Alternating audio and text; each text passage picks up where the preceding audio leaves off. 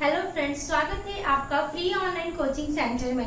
देखिए, हम लोग आज बिहार के आर्ट एंड कल्चर के बारे में पढ़ेंगे। आर्ट एंड कल्चर मतलब कला और संस्कृति के बारे में पढ़ेंगे।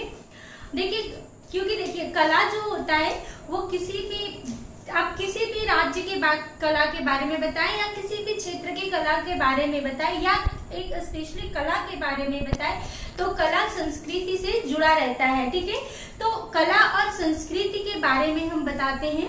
तो इसमें क्या है ना कि हम लोग देखिए स्पेशली बिहार के बारे में टॉपिक पढ़ रहे हैं। तो बिहार के, क्योंकि जो आने वाला एग्जाम है बीपीएससी का या बिहार एसआई का, तो बिहार एसआई में तो खैर पूछे ही जाते हैं, लेकिन बिहार का जो पीसीएस का एग्जाम है यानी बीपीएससी का जो एग्जाम है उससे कला प्री और मेंस दोनों के लिए ही आर्ट एंड कल्चर काफी इम्पोर्टेंट टॉपिक है। ठीक है, तो देखिए हम लोग दोनों के पॉइंट ऑफ व्यू से देखेंगे, बीपीएससी के प्री और मेंस के लिए। ठीक है, देखिए मैं यहाँ पे पॉइंट से बताई हूँ, लेकिन जैसे पॉइंट को अगर नोट कर लेंगे तो फिर उससे बुक पढ़ने में फिर इजी हो जाता है और चीजें क्लियर हो जाती हैं। ठीक है, तो चलिए हम लोग देखते हैं। देखिए, कला एवं संस्कृति आज का हमारा टॉपिक है, कला एवं संस्कृति। ठीक है, और बिहार में ये जो आप देख रहे हैं 5 तरह के कला प्रसिद्ध थे। ठीक है, या फिर कला था। ठीक है, जैसे देखिए मौर्य कला, पाल कला, पटना कला, मधुबनी कला और मंजूषा शैली। ठीक है, इस तरीके के कला को बिहार में देखा जाता है। ठीक है, जिसमें देखिए मौर्य कला और पाल कला तो थे, जो सबसे इम्पोर्टेंट है वो है पटना कला। ठीक है, वैसे इम्पोर्टेंट में एग्जाम के पॉइंट ऑफ व्यू से तो ये सारे ही हैं, लेकिन मैं बता रही पटना कला जो बिहार का कला है वो बहुत ही पुराना, सबसे पुराना आप मान सकते हैं। ठीक है, और बहुत ही प्रसिद्ध था, जो कि अभी भी उसका मतलब पटना कलम का अभी भी हम लोग देखते हैं। ठीक है, जैसे मौर्य कला और पाल कला तो समाप्त हो चुका है, लेकिन पटना कला, मधुबनी कला और मंजूषा शैली को अभी भी, और इसको भी सरकार के द्वारा इसे और आगे बढ़ाने के लिए बहुत सारे कदम उठाए गए हैं। ठीक है, अब देखिए जैसे हम लोग यहाँ पे पढ़ेंगे मौर्य कला, पाल कला, पटना कला, मधुबनी कला और मंजूषा शैली के बारे में, लेकिन हम लोग ये एक ही बार में नहीं पढ़ेंगे, एक एक पॉइंट को पढ़ेंगे, क्योंकि ये बीपीएससी प्री और मेंस दोनों के लिए इम्पोर्टेंट है। ठीक है, तो चलिए देखिए मौर्य कला को 2 भागों में बांटा गया है, राजकीय कला और लोक कला। ठीक है, राजकीय कला और लोक कला। तो देखिए क्या होता है, राजकीय कला में राजप्रसाद, स्तंभ, गुहा, स्तूप और विहार। ठीक है, ये राजकीय कला होते हैं। ठीक है, राजकीय कला का मतलब होता है जो राजा के द्वारा बनवाया गया हो, यानी कह सकते हैं आप जो कि राजा को। और देखिए लोक कला क्या होता है, जो वहां के लोगों के द्वारा, ठीक है, लोगों के द्वारा जो लोगों में प्रचलित हो वो लोक कला होता है। और राजकीय कला होता है जो राजाओं या प्रशासक के द्वारा बनवाया होता है अपने यश, कृति, गुणगान के लिए। ठीक है, तो ये राजकीय कला और लोक कला में यही डिफरेंस है। ठीक है, तो राजकीय कला में मौर्य कला को 2 भागों में बांटा जाता है, राजकीय कला, लोक कला।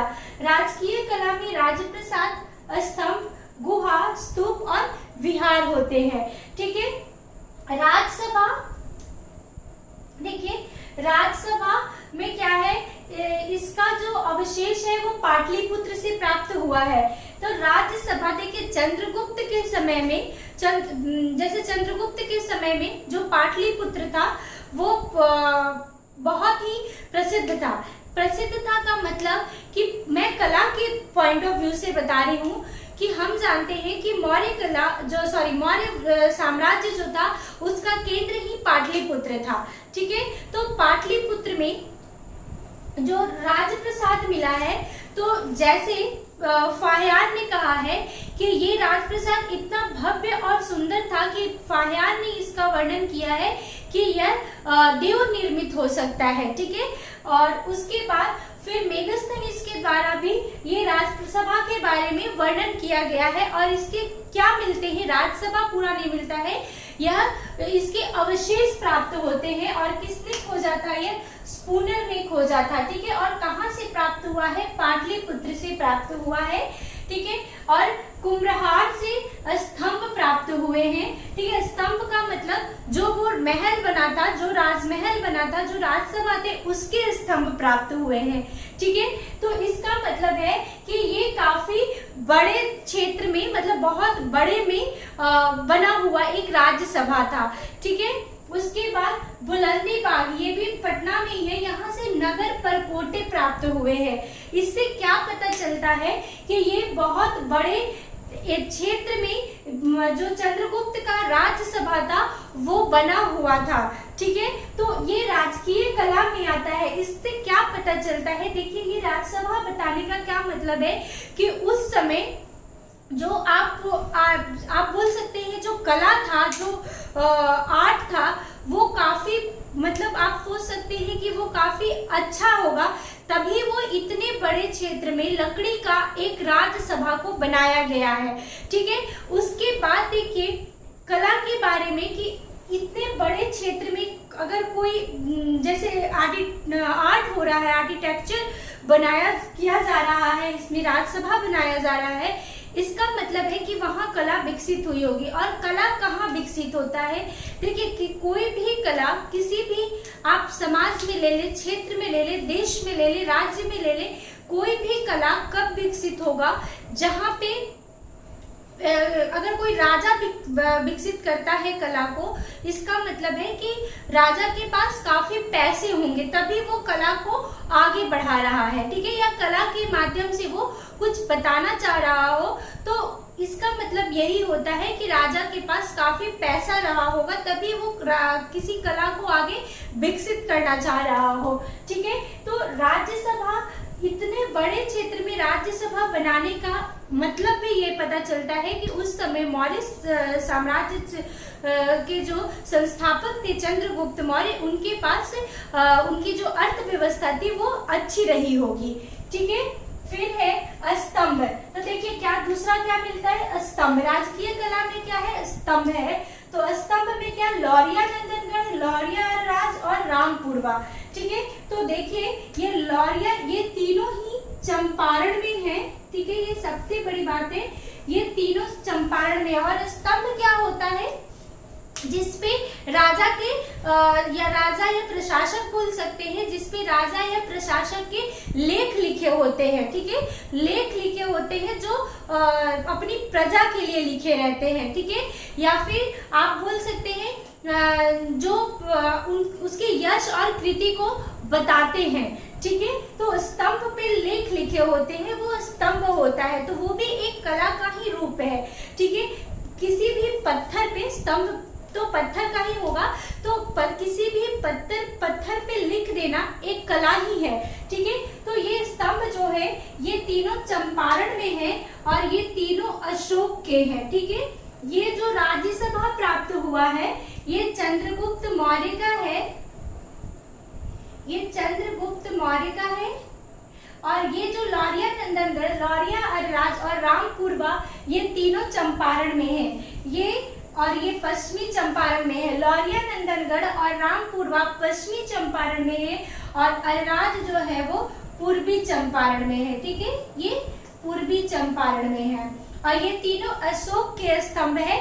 तो मैंने बताया राज्यसभा क्या होता है और स्तंभ क्या होता है, जिसपे राजाओं के अनुदेश बोल सकते हैं आप, जिसपे लिखा रहता है या फिर खुदवाया जाता है, या राजा के द्वारा अपनी प्रजा के लिए कोई आदेश लिखवाया जाता है, या फिर अपनी यश और कृति के लिए स्तंभ को वो लोग स्तंभ पे अपनी बातें को लिखवाते थे, ठीक है। तो ये लौरिया नंदनगढ़, लौरिया राज और रामपुरवा, इन तीनों की एक और विशेषता क्या है, इस तीनों पे क्या मिलता है हमें, एक सिंह और दाना चुगती हुई चिड़िया मिलती है। तो ये प्री के लिए इम्पॉर्टेंट है ठीक है। इन तीनों पे ही एक सिंह का मतलब आकृति मिलता है और दाना चुगती हुई चिड़िया मिलती है, ठीक है। उसके बाद गुहा पे आते हैं। तो देखिए गुहा क्या होता है, जो पहाड़ों को काट कर जो बनाए जाते हैं रहने के लिए निवास स्थान, उसे गुहा कहा जाता है, ठीक है। गुहा मतलब गुफा, ठीक है। तो गुफा जो बनाए जाते थे वो गुहा कहलाता है। और ये क्यों बनाया जाता था, देखिए गुहा का जो कला है ना, ये भी एक कला का ही स्वरूप है। तो जो गुहा का जो कला है वो जैसे वो बौद्धों और जैनों के लिए बनवाया था अशोक ने, और ये मौर्य काल से ही ये कला का शुरुआत हुआ है। गुहा कला का जो बात करते हैं हम लोग, वो मौर्य काल से ही स्टार्ट होता है। जैसे देखिए बराबर की पहाड़ियों पर सुदामा गुहा, कर्ण चौपर, लोमस ऋषि और विश्व झोपड़ी, ठीक है। ये 3 प्रकार की गुहा अशोक के द्वारा बनवाए हुए हैं। और बराबर के जस्ट बगल में ही एक पहाड़ी है नागा अर्जुन पहाड़ी, इस पे गोपिका गुहा बनाया है और ये दशरथ के द्वारा बनवाया हुआ है। ये इम्पोर्टेंट है, ठीक है। ये अशोक के द्वारा बनवाया हुआ है सारे, ठीक है। ये सारे अशोक के द्वारा बनवाए हुए हैं। और नागा अर्जुन पहाड़ी पे जो गोपिका गुफा है वो दशरथ के द्वारा बनाया हुआ है। और ये किसके लिए, आजीवकों के लिए, ठीक है। यह आजीवकों के लिए बनवाया हुआ है। तो ये इम्पोर्टेंट है, ठीक है। ये प्री के लिए भी और मेंस में भी जब इस तरह के क्वेश्चन आते हैं तो लिख सकते हैं, ठीक है। देखिए मैंने ये पूरा बहुत ज्यादा तो नहीं लिखा है इसमें, क्योंकि देखिए ये मैंने पॉइंट वाइज बता दिया है। और इसके बाद पॉइंट वाइज बताने से इससे क्या होता है कि अगर आप इसको नोट कर लेते हैं तो बुक पढ़ने में काफी इजी हो जाता है, ठीक है। अब देखिए स्तूप आता है, ठीक है।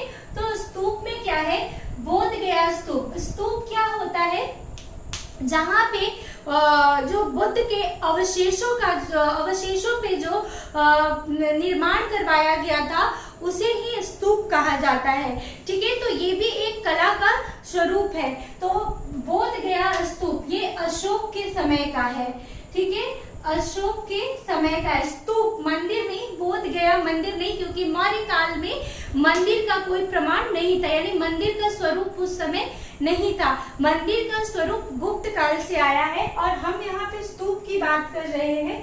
तो जो स्तूप होता है वो क्या होता है, जो स्तूप कहाँ बनाया गया है, जो बुद्ध के अवशेषों पे जो भी आप बोल सकते हैं आर्किटेक्चर किया गया है वो स्तूप कहलाता है। और वो बौद्धों के लिए वो क्या होता है, वो आध्यात्मिक दृष्टिकोण से उनके लिए वो बहुत महत्वपूर्ण हो जाता है, ठीक है। फिर आता है विहार। विहार में है देखिए अशोक राम विहार और कुकुट राम विहार, ये दोनों ही पटना में है और ये दोनों अशोक के द्वारा बनवाया हुआ है, ठीक है। अशोक राम विहार और कुकुट राम विहार, और यह बौद्धों को दान दे दिया गया था, यानी बौद्धों के लिए ही बनवाया गया था, ठीक है। फिर आता है देखिए लोक कला। लोक कला मैंने क्या बताया कि लोक कला क्या होता है, लोक कला का मतलब होता है जो लोगों में प्रचलित हो या लोगों के द्वारा प्रचलन में लाया गया हो, ठीक है। तो जैसे यक्ष यक्षिणी की प्रतिमाएं और मृण मूर्तियां, ठीक है। तो इसका क्या, यक्ष यक्षिणी की मूर्तियां मतलब देखिए ये मैंने क्या बताया, राजकीय कला जो राजाओं के द्वारा हुआ, और लोक कला, लोक मतलब लोगों के द्वारा जिस कला को विकसित किया गया हो, यानी कि यक्ष यक्षिणी की प्रतिमाएं अगर लोग वहाँ के जो उस समय के जो लोग थे वो बनाते थे और उनकी पूजा करते थे तो वो लोक कला का रूप हो जाता है, ठीक है। और मृण मूर्तियां भी सेम है, मिट्टी की मूर्तियां बनाते थे वो लोग और उसकी पूजा करते थे, तो ये या आस्था रखते थे। तो इस तरह की प्रतिमाएं और मूर्तियों का भी अवशेष प्राप्त हुआ है। तो जिससे क्या पता चलता है कि उस समय यानी मौर्य काल में लोक कला भी काफी विकसित अवस्था में थी, ठीक है। तो जैसे देखिए यक्ष यक्षिणी की मूर्ति में लोहानीपुर पटना से प्राप्त हुआ है। देखिए ये प्री के लिए बहुत इंपॉर्टेंट है, ठीक है। लोहानीपुर पटना से जो यक्ष की मूर्ति प्राप्त हुई है, यक्ष की मूर्ति, ठीक है, वो जैन तीर्थंकर की 2 मूर्तियां प्राप्त हुई हैं, ठीक है। और दीदारगंज ये भी पटना के पास है, ठीक है, पटना में ही है, चामार गृहिणी यक्षी की मूर्ति प्राप्त हुई है। तो ये भी इम्पोर्टेंट है, ठीक है। ये देखिए, ये मैंने आपको मौर्य कला के बारे में बताया है और ये मौर्य कला को आप देख सकते हैं कि ये मैंने आपको एक पॉइंट में करके बताया है ताकि ये मतलब प्री के लिए इम्पोर्टेंट है और ये मेंस के लिए भी काफी इम्पोर्टेंट है। ठीक है, तो इसके बाद हम लोग अब पाल कला के बारे में और पटना कलम के बारे में, मधुबनी कला, मंजूषा शैली, लेकिन सबके बारे में हम लोग एक एक करके पढ़ेंगे ताकि अच्छे से मतलब क्लियर हो जाए, क्योंकि एक साथ पढ़ने पे सारा मतलब मिल जाता है, फिर काफी लेंथी भी हो जाता है। तो ये हमारा आज के लिए ये मौर्य कला था। फिर हम लोग अब आगे देखेंगे पाल कला के बारे में या पटना कलम के बारे में। ठीक है, तो आज के लिए इतना ही था। फिर अगर आपको मेरा ये वीडियो अच्छा लगेगा तो आप मेरे चैनल को सब्सक्राइब करके मेरे वीडियो को लाइक एंड शेयर कीजिएगा। Thank you.